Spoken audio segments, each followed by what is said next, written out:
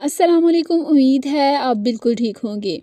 آج کل بہت زیادہ ایک ایسی بیماری ہے جس کے بارے میں کوئی بھی بات نہیں کرتا اور اس کا کوئی علاج بھی نہیں کرواتا۔ ڈپریشن اور غم۔ ڈپریشن اور غم سے نکلنے کا سب سے بہترین علاج نماز ہے۔ میری یہ تحریر ان ساتھیوں کے لیے ہے جو اکثر کہتے ہیں کہ نماز میں دل نہیں لگتا یا نمازیں چھوٹ جاتی ہیں۔ تو ایسا کون سا عمل کریں کہ ہم باقاعدگی سے نماز پڑھنا شروع کر دیں؟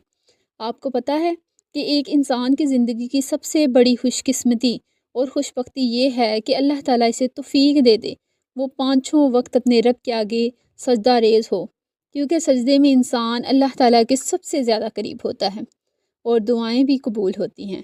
ابلیس نے صرف ایک سجدے سے انکار کیا تھا، اور سوچیں کہ ہم روزانہ کتنے سجدوں سے انکار کرتے ہیں۔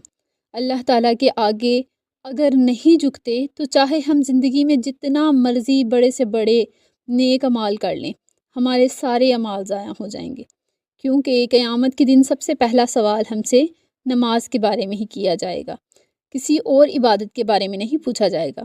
اگر ہماری نماز درست ہوئی تو سمجھ لیں کہ جنت میں داخلے کی ہمیں کنجی مل گئی۔ ایک مسلمان اور کافر کے درمیان فرق صرف نماز کا ہے۔ مسلمان نماز پڑھتا ہے اور کافر نماز نہیں پڑھتا۔ تو سوچیں کہ اگر ہم نماز نہیں پڑھتے تو کیا ہم کفر تو نہیں کر رہے؟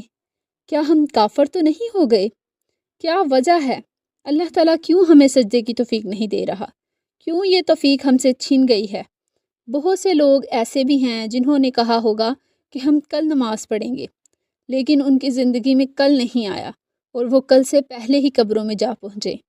نماز نہ پڑھنے والوں کے بارے میں صالحین یہ بھی کہا کرتے تھے کہ ان کو مسلمانوں کی قبرستان میں نہ دفناؤ، کیونکہ یہ گناہ کبیرہ ہے جس کو ہم بہت معمولی سمجھتے ہیں، کیونکہ نماز نہ پڑھنے والوں کا انجام قیامت کے دن فرعون اور قارون کے ساتھ ہوگا۔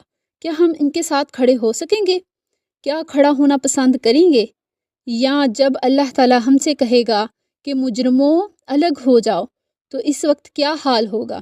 رات کے وقت سونے سے پہلے سوچا کریں، کیا آج میں نے پانچوں وقت اپنے رب کے آگے سجدہ کیا؟ میری کوئی نماز قضا تو نہیں ہوئی؟ قبر کی تنہائی کو یاد کیا کریں۔